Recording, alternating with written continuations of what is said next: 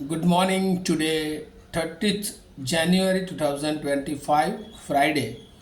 Wisdom of word of God morning ડિવોશનમાં આપ સર્વનો આવકાર કરવામાં આવે છે અને પ્રેમી સલામ પાઠવવામાં આવે છે. આજે સવારે આપણે પ્રભુના વચનોમાંથી નીતિવચનોનું પુસ્તક અને એનો 12મો અધ્યાય અને એની 15મી અને 16મી કલમ પર પ્રભુનું ટૂંકું મનન કરવા માગીએ છીએ. અને પ્રભુનું વચન આ પ્રમાણે કહે છે, મૂર્ખનો માર્ગ તેની પોતાની નજરમાં ખરો છે, પણ જ્ઞાની માણસ સારી સલાહ પર લક્ષ આપે છે. મૂર્ખનો ક્રોધ તરત માલુમ પડી આવે છે, પણ ડાયો માણસ ફજેતીને ઢાંકે છે. NIV બાઇબલ પ્રમાણે આ પ્રમાણે લખવામાં આવ્યું છે, the way of a fool seems to right to him, but a wise man listen to advice. A fool shows an ends of at once, but prudent man overlook an insult. અને આ પ્રભુનું વચન છે. અને આજે જે વચન પ્રભુ આપણને શીખવવા માગે છે કે આપણા જીવનમાં, જેમ ગઈકાલે આપણે જોયું હતું કે જેની પાસે જ્ઞાન હોય છે એના શબ્દોમાં, એના કાર્યોમાં એ જ્ઞાન પ્રગટ હોવું જોઈએ. અને એ જ્ઞાન પ્રગટ થાય તો ઈશ્વર એને આશીર્વાદિત કરે છે. આજે એનાથી એક ડગલું આગળ ભરીને પ્રભુનું વચન, એ નીતિવચન મારફતે પ્રભુ આપણને એ શીખવવા માગે છે કે આપણા જીવનમાં જ્ઞાનનું શું મહત્ત્વ છે. What is the importance of the wisdom in our life. શું મહત્ત્વ છે આપણા જીવનમાં, શું જ્ઞાનની આવશ્યકતા છે આપણા જીવનમાં. તો અહીંયા બહુ લખવામાં આવ્યું છે બહુ સ્પષ્ટ રીતે આ વચનોમાં. 12મો અધ્યાય એની 15મી કલમમાં, the way of fool seems to right to him. જે મૂર્ખનો માર્ગ છે એ પોતાની નજરમાં જ એ સારો છે, એ સાચો છે, એ તરફ એને લઈ જાય છે. પણ જે જ્ઞાની માણસ છે, જેનામાં જ્ઞાન છે, બીજા અર્થમાં જેનામાં મેચ્યોરિટી છે, જેનામાં ઈશ્વરની બીક છે, જેનામાં ઈશ્વરનું ભય છે, એવો માણસ એ હંમેશા કોઈ પણ કામ કરતાં પહેલાં ઈશ્વરની સમક્ષતામાં જાય છે, અથવા તો જેનો એના ઉપર વિશ્વાસ છે એ ઈશ્વરની નજદીક જાય છે, અથવા તો જે લોકોને એ ઈશ્વરના લોકો તરીકે ઓળખે છે એવાઓની સલાહ એ લે છે, પ્રાર્થનામાં પોતાનું મન લગાડે છે, અને ત્યારબાદ એ પોતાના જીવનના માર્ગો તરફ એ આગળ વધે છે.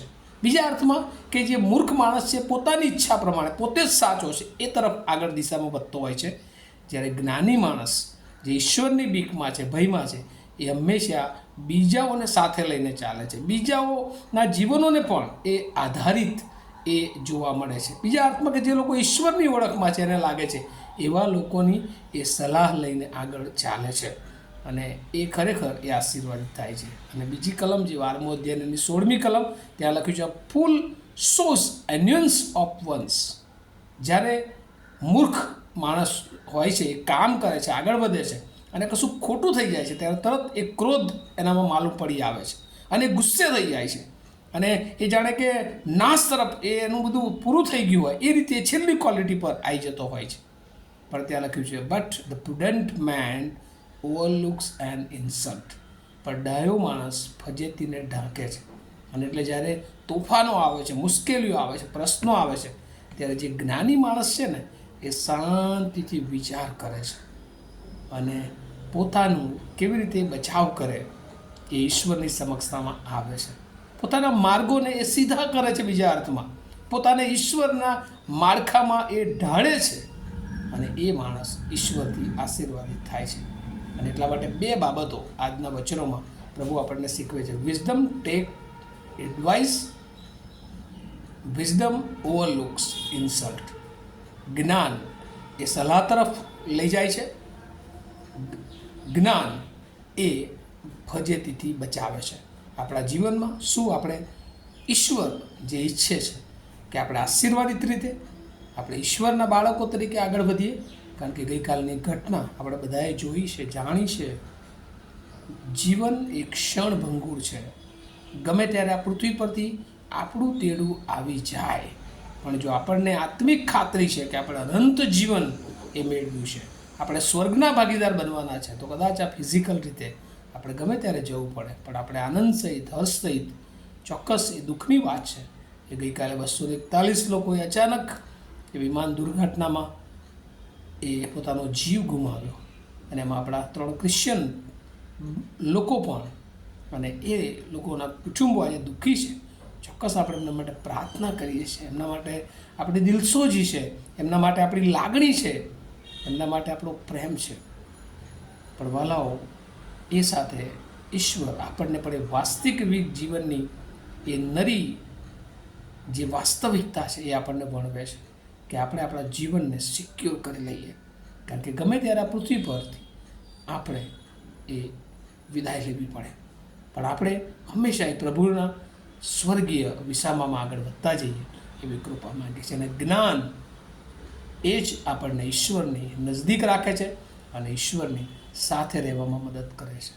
મારી એ શુભેચ્છા છે, પ્રાર્થના છે, આપ સર્વને પણ પ્રભુ એ જ્ઞાનનો આશીર્વાદ આપે અને જ્ઞાનનું મહત્ત્વ શું છે સમજવા એની કૃપા, એનું બળ, એનું સામર્થ્ય આપે. આવું આપણે પ્રાર્થના કરીએ.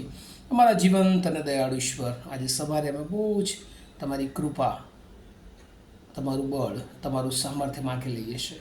જ્ઞાનની અમારા જીવનમાં પડે પડે પ્રભુ જરૂરિયાત હોય છે, અને એ જ્ઞાન એ તો તમારા તરફથી મળેલું જ્ઞાન છે પ્રભુ.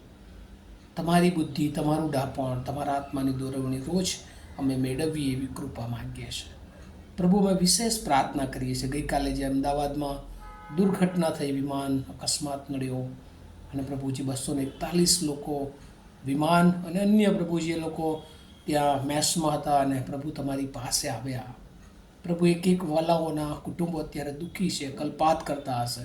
પ્રભુ તમે એમનો સ્વર્ગીય દિલાસો બનો એવી અમે પ્રાર્થના કરીએ છીએ. બધી જ પરિસ્થિતિઓમાં પ્રભુ તમે એમને મદદ કરજો એવી અમે પ્રાર્થના કરીએ છીએ. આજના દિવસને પણ અમે તમારા સમર્થ હાથોમાં મૂકતા મારી પ્રાર્થના ઈસુ પ્રભુના નામમાં સાંભળો અને તેનો સ્વીકાર કરો. આમીન. Have a nice day to all of you. Thank you.